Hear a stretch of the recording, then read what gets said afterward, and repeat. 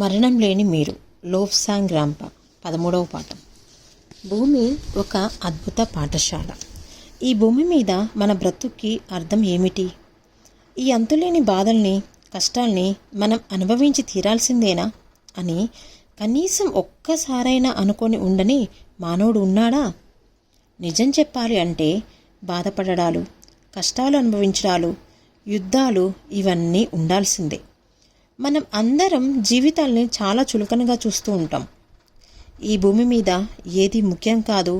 నిజానికి భూమి మీద మనం అందరం ఓ వేదిక మీద నటిస్తున్న పాత్రధారులం. సమయోచితంగా దుస్తులు ధరిస్తూ ఓ అంకం ప్రారంభం అవుతున్నప్పుడు ఆ పరిస్థితులకు తగిన దుస్తులను ధరించి మనము సిద్ధమవుతూ ఉంటాం. ఈ ధోరణిలో మనం ఆలోచిస్తూ ఉంటాం. యుద్ధాలు జరగాల్సిన అవసరం ఉంది. యుద్ధాలే జరగకపోతే భూమి మీద మనుషులు క్రికిసిపోతారు. దేశ ప్రజల క్షేమం కోసం తమ ప్రాణాలను పణంగా ఒడ్డి ఆత్మాహుతికి కూడా కొందరు సిద్ధపడగలగాలి అంటే యుద్ధాలు తప్పకుండా జరిగి తీరాలి. ఏదో ఒక విధంగా బ్రతుకును లాక్కు రావడమే గొప్ప అని చాలామంది అనుకుంటూ ఉంటారు. ఇంతకంటే అబద్ధం మరొకటి లేదు. మనం అశరీరదారులుగా కేవలం ఆత్మస్వరూపంతో ఉంటున్నప్పుడు మనకి నాశనం అంటూ ఉండదు. కష్టాలకు, రోగాలకు మనం అతీతంగా ఉంటాం. ఆత్మ ఓ అనుభవాన్ని పొందడానికి ఓ మాంసశల్య నిర్మితమైన శరీరాన్ని ప్రేరేపిస్తుంది. ఈ దేహం మొత్తం కదులుతున్న ఓ ప్రోటోప్లాజపు ముద్ద. దాని సహాయంతోనే ఆత్మ అనేక పాఠాలను నేర్చుకుంటుంది. భూమి మీద దేహం ఓ తోలుబొమ్మ లాంటిది. పైనుంచి పూర్ణాత్మ సిల్వర్ కార్డ్ గుండా ఆజ్ఞల్ని పంపుతూ, అనుభవాలను స్వీకరిస్తూ ఈ తోలుబొమ్మని తనకి కావలసినట్లు ఆడిస్తూ ఉంటుంది. కాసేపు విషయాల గురించిన పరిశోధనను మరో కొత్త కోణం నుంచి చర్చించుకుందాం, సరేనా? మొదటిసారిగా ఈ భూమి మీదకు వస్తున్న ఓ మనిషి నిస్సహాయ పరిస్థితుల్లో ఉంటాడు. ఓ చిన్న బిడ్డలాగా పరాధీనంలో ఉండి తన గురించి స్వంతంగా ఓ పని కూడా చేసుకోలేని దీన స్థితిలో ఉంటాడు. అటువంటి మనుషులకు తగిన ప్రణాళికలను తయారు చేయడానికి ఇతరుల సహాయం అవసరమవుతుంది. ఏ మాత్రం అభివృద్ధి సాధించిన వారి విషయం మనకి అనవసరం. ప్రస్తుతం మీరు ఈ పాఠ్యాంశాలని అధ్యయనం చేస్తున్నారు అంటే దాని అర్థం మీ అంతటా మీ శ్రేయస్సుకు తగిన విషయాలని తెలుసుకోగలిగిన అభివృద్ధిని నిశ్చయంగా సాధించినట్లే అని. ఓ మనిషి ఈ భూమి మీదకు రాబోయే ముందు దృశ్యం ఎలా ఉంటుందో మనం గమనిద్దాం. ఓ వ్యక్తి భూమి మీద తన తనువు చాలించి సూక్ష్మలోకంలోని తన పూర్ణాత్మలోకి చేరుకున్నాడు. తాను చేసిన మంచి చెడులను నిశిత దృష్టితో బేరీజు వేసుకున్నాడు. తాను సాధించాలని ఇదివరకు నిర్ణయించుకున్న చాలా పనులను నిర్వర్తించలేకపోయినందుకు చింతిస్తూ ఇంకా నేర్చుకోవాల్సిన పాఠాల గురించి ఆలోచిస్తున్నాడు. తన స్వంత నిర్ణయంతో కానీ మరికొందరు విఘ్నుల సలహాలతో కానీ మళ్ళీ భూమి మీదకి తిరిగి వెళ్ళి మరికొన్ని పాఠాలను నేర్చుకొని రావాలని నిర్ణయించుకుంటాడు. తాను ఎలాంటి పరిస్థితుల్లో భూమి మీద నివసించాల్సి ఉంటుందో అలాంటి పరిస్థితులను కల్పించగల స్తోమత ఏ తల్లిదండ్రుల దగ్గర తమకు లభిస్తుందో పరిశీలనాత్మకంగా నిశ్చయించుకుంటాడు.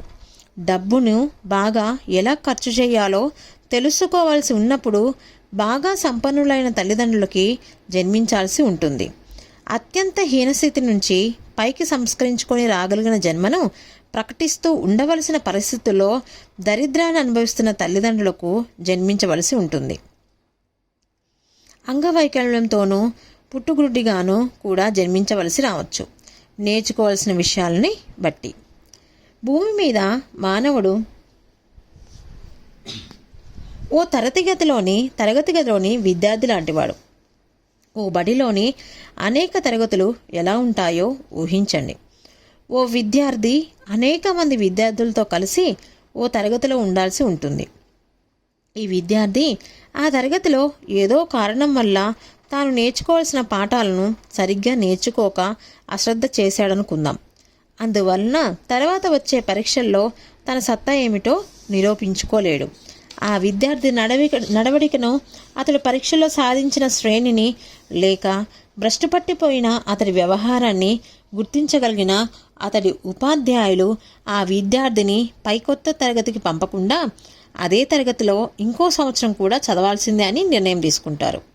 సెలవులు పూర్తయ్యాక మళ్ళీ తమ ఇందాకటి తరగతిలోనే కూర్చోవాల్సి ఉంటుందనే విచారకరమైన సత్యాన్ని ఆ విద్యార్థి గ్రహించి నీరసించిపోతాడు. పాఠశాలలు మళ్ళీ ప్రారంభమయ్యాక ఆ విద్యార్థి మళ్ళీ అదే తరగతిలో కూర్చొని పాత పాఠాలనే మళ్ళీ నేర్చుకోవాల్సిన పరిస్థితి ఏర్పడుతుంది. బాగా చదువుకున్న వాళ్ళందరూ పై తరగతుల్లోకి వెళ్ళిపోయి ఉపాధ్యాయుల నుంచి మన్ననను పొందుతూ ఉంటారు. కింది తరగతుల నుంచి పైకి వచ్చిన కొత్త విద్యార్థుల ముందు తల వంచుకునే పరిస్థితిని కప్పిపుచ్చుకొని తనకు పై తరగతికి వెళ్ళడం నిజానికి ఇష్టం లేదు కనుకనే తాను ఉత్తీర్ణుని కాలేదని ప్రజ్ఞలను పలుకుతూ కాలం వెళ్ళబుచ్చే ప్రయత్నం చేశాడనుకుందాం. మళ్ళీ అతడిని పరీక్ష చేసిన ఉపాధ్యాయులందరూ కలిసికట్టుగా ఓ కఠోర నిర్ణయాన్ని తీసుకొని అతడిని తెలివిహీనుడిగా జమకట్టి ఇంకో పాఠశాలను వెతుక్కోమని సలహా ఇచ్చి తమ పాఠశాల నుంచి బయటికి గెంటేస్తారు. సక్రమంగా చదువుకొని అభివృద్ధి సాధిస్తూ ముందుకు పోతున్న విద్యార్థులకు పాఠశాలలో విద్యాభ్యాసం పూర్తయ్యే రోజు వస్తుంది. తర్వాత వాళ్ళ భవిష్యత్తు గురించి వాళ్ళు ఆలోచించాల్సిన అవసరం కలుగుతుంది. ఏదో ఒక వృత్తిని వాళ్ళు చేపట్టాలని నిర్ణయించుకోవాల్సి ఉంటుంది. వాళ్ళు డాక్టర్లు కావాలన్నా, లాయర్లు కావాలన్నా, బస్సు డ్రైవర్లు కావాలన్నా అందుకు సంబంధించిన విషయాల్ని మళ్ళీ నేర్చుకోవాల్సి ఉంటుంది. మళ్ళీ కొత్త పాఠాలు ప్రారంభమవుతాయి. మళ్ళీ నేర్చుకోవాల్సి ఉంటుంది. ఓ డ్రైవరు నేర్చుకోబోయే పాఠ్యాంశాలను ఓ డాక్టరు కావాలనుకున్న విద్యార్థి అధ్యయనం చేయాల్సిన అవసరం రాదు. ఏ ఏ విషయాల్లో తమ ప్రావీణ్యాన్ని సంపాదించుకోవాలనుకుంటున్నారో అందుకు తాము ఏం చేయాలో తమ గురువులతో సంప్రదించి కర్తవ్యాన్ని నిర్ణయించుకుంటారు. పరలోకంలో కూడా ఇలాంటి పరిస్థితి నెలకొని ఉంటుంది. ఓ మనిషి భూమి మీద జన్మించడానికి ముందుగా కొన్ని నెలల ముందుగానే ఆ లోకంలో ఏదో ఒక చోట ఓ సభ ఏర్పాటవుతుంది. దేహాన్ని ధరించాలని అనుకుంటున్న జీవులు అక్కడి అందరి సలహాలను స్వీకరిస్తారు. ఏ పాఠాలను ఎలా నేర్చుకోవాలో నిర్ణయించుకుంటారు. భూమి మీద ఉపాధ్యాయులకు తమ విద్యార్థులకు తగిన సలహాలు ఏ విధంగా ఇస్తుంటారో ఈ లోకంలో కూడా అలాంటి హితవు చెప్పే పెద్దలు ఉంటారు. ఈ జీవుడు భూమి మీద ఏ భార్యాభర్తలకు కొడుకుగానో కుమార్తెగానో జన్మించాలని కాకపోతే ఆ జీవి జన్మకు తగినట్లు ఎవరికో అక్రమ సంతానంగా పెళ్లి కాని స్త్రీకే జన్మించాల్సి ఉందో నిర్ణయించబడవచ్చు. ఏం నేర్చుకోవాలో ఏ ఏ కష్టాలు పడాలో ముందుగా నిర్ణయం జరుగుతుంది. సుఖం నుంచి కాకుండా కష్టాల వల్లే మనం ఎక్కువ గుణపాఠాన్ని నేర్చుకోవాల్సి రావడం మన దురదృష్టం. ఐహికంగా తక్కువ స్థాయిలో ఉన్న వ్యక్తి ఆధ్యాత్మికంగా బీదవాడు కాకపోవచ్చు అన్న సత్యాన్ని మనం ఇక్కడ స్పష్టంగా గుర్తుంచుకోవాల్సి ఉంటుంది. ఎంతో గొప్ప వ్యక్తులు తాము నేర్చుకోవాల్సి ఉన్న పాఠాల కోసం హీనజన్మలను ఎత్తవలసి రావచ్చు. ఈ భూమి మీద ఓ వ్యక్తి గొప్పతనాన్ని అతని తల్లిదండ్రుల గొప్పతనమా లేదా వాళ్ళ ఆస్తిపాస్తుల మీద ఆధారపడి ఊహించడం ఎంతో దురదృష్టకరం. ఈ నిర్ణయం సరికాదు.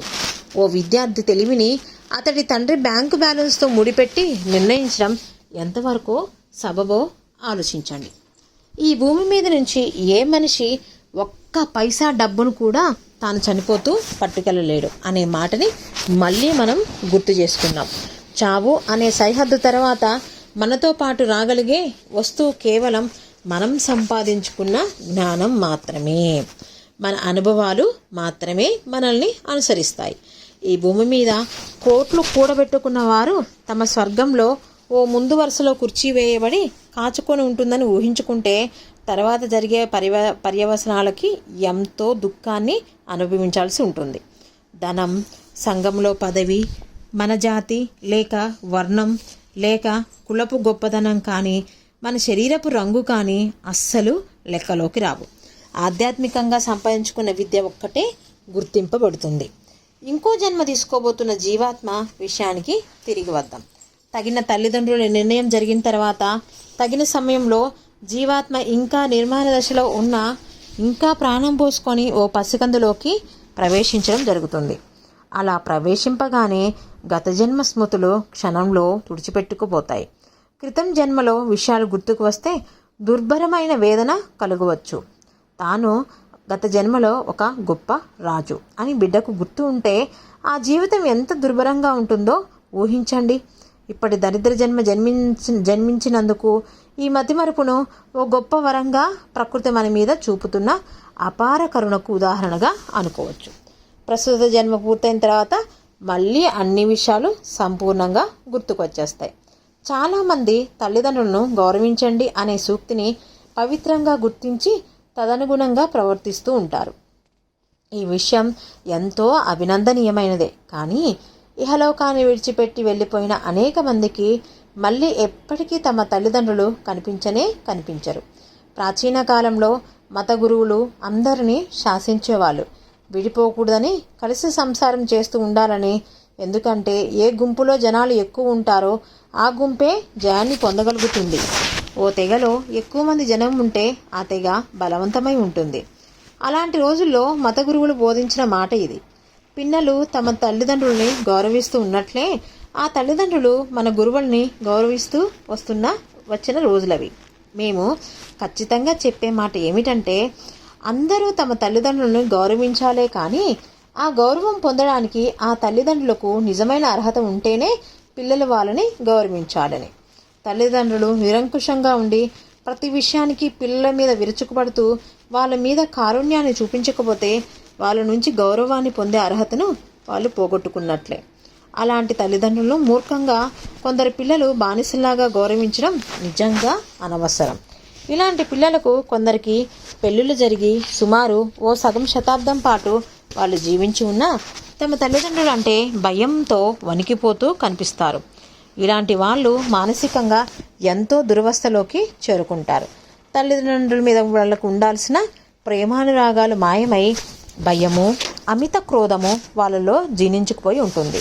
తల్లిదండ్రుల్ని గౌరవించండి అనే మాట వీళ్ళకి వినిపించినప్పుడల్లా వీళ్ళు తమ తల్లిదండ్రులను సరిగ్గా చూసుకోలేదేమో అనే అనుమానంతో ఎంతో కృంగిపోతూ ఉంటారు.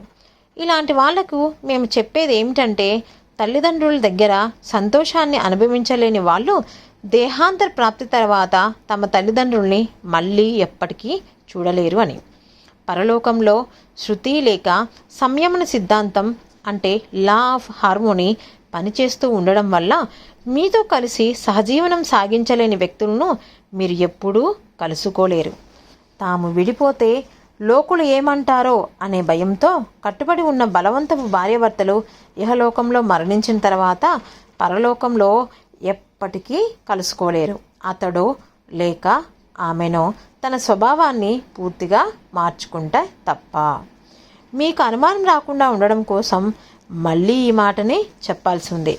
మీరు మీ తల్లిదండ్రులతో సఖ్యంగా ఉండలేకపోతే, వాళ్ళతో సంతోషాన్ని పంచుకోలేకపోతే, ఒకరితో మరొకరు ఇమడలేకపోతే తర్వాత ఏ లోకంలోనూ మీరు పరస్పరం కలుసుకోలేరు. బంధువులకు, భార్యాభర్తలకు కూడా ఈ సూత్రం వర్తిస్తుంది. పరస్పరం ఒద్దిక, శృతి కలిగి ఉన్నప్పుడే ఇద్దరూ కలిసి సహజీవనం చేయగలరు. జీవుడు శరీరాన్ని ధరించడానికి ఇది ఓ కారణం. పరస్పర విరుద్ధమైన ఆలోచనలతో కూడిన రెండు శరీరాలు ఒకదానికి మరొకటి దగ్గరై పడే ఘర్షణ ద్వారా వారిలోని ఎత్తుపల్లాలు చాలా వరకు సమతుల్యం చెందగలుగుతాయి. పరస్పర అవగాహన పెంపొందుతుంది. కొంతకాలం తర్వాత మరో పాఠంలో మనం దేవుడు లేక దేవుళ్ళ గురించి, భిన్న మతాల గురించి తెలుసుకుంటాం. సృష్టిలో తామే గొప్పవాళ్ళమని మానవులు భ్రమపడుతూ ఉంటారు. మతాలు మానవుడిపై బలవంతంగా రుద్దిన ఓ అభిప్రాయం మాత్రమే ఈ ఆలోచన. మతాలు నూరిపోసే ఆలోచన ఏమిటంటే, మానవుడు దేవుడి రూపంతోనే నిర్మింపబడ్డాడు అని. అందువల్ల సృష్టిలో మానవుడు ఉనికి ఉత్కృష్టమైనది అని. నిజానికి సృష్టిలో మానవుడి కన్నా గొప్ప జీవులు కొన్ని ఉన్నాయి. పుస్తకాల పుటల్లోంచి దర్శనమిచ్చే మూర్తీభవించిన కరుణామయ వృద్ధుడు కాడు భగవంతుడు. భగవంతుడు ఓ సత్య వస్తువు. నిత్య జీవితంలో మనకు మార్గదర్శుడుగా ఉంటాడు తప్ప మనం పుస్తకాల్లో చదువుకున్న పద్ధతిలోనే భగవంతుడు ఉండాల్సిన అవసరం లేదు. చివరిగా ఈ పాఠ్యాంశంలో చర్చించబడిన విధంగా మీ తల్లిదండ్రులతో, మీ సహచరితో, మీ సహచరుడితో, మీ బంధువులతో మీకున్న సంబంధాన్ని గురించి ఆలోచించండి. మీరు అందరితో సఖ్యంగా ఉంటున్నారా? నిజమేనా? లేక విడిపోయి ఉంటున్నారా? వీళ్ళల్లో ఎవరితోనైనా జీవితాంతం వరకు కలిసి జీవించగలడం మీకు సాధ్యమేనా? మీ బాల్యంలో మీరు ఓ బడిలో చదువుకుంటూ ఉన్నప్పుడు మీతో పాటు కొందరు సహోపాధ్యాయులు, ఉపాధ్యాయులు కొందరు ఉండేవారు కదా. మీ ఉపాధ్యాయులను ఎంతో గౌరవించవలసి వచ్చేది. ఆ ఉపాధ్యాయులు ఎప్పటికీ మీతో పాటు ఉండలేరు కదా. మీ అభివృద్ధిని గమనించడానికి తాత్కాలికంగా నియమింపబడ్డ వాళ్ళు ఆ ఉపాధ్యాయులు. అలాగే పరలోకంలో మీరు వారి అనుమతి పొందిన తర్వాతే మీ తల్లిదండ్రులుగా ఉండడానికి సమ్మతించిన ఆ వ్యక్తులు కేవలం మీ అభివృద్ధిని గమనించడానికే, పరిశీలించడానికే, దోహదం చేయడానికే భూమి మీద ఉన్నారు. నీతిశాస్త్రం బోధిస్తుంది కాబట్టి తల్లిదండ్రుల్ని గౌరవించాలి, ప్రేమించాలి అనే పద్ధతిలో కాకుండా నిజంగా వాళ్ళను ప్రేమిస్తూ ఉన్నట్లయితే అలాంటి వ్యక్తులకు ప్రేమపాత్రులైన ఆ తల్లిదండ్రులు వాళ్ళ పరలోకంలో కూడా తప్పకుండా కనిపించి తీరుతారు. భూమి మీద మనం కల్పించుకున్న పరిస్థితులే పరలోకంలోనూ మనకు సాక్షాత్కరిస్తాయి.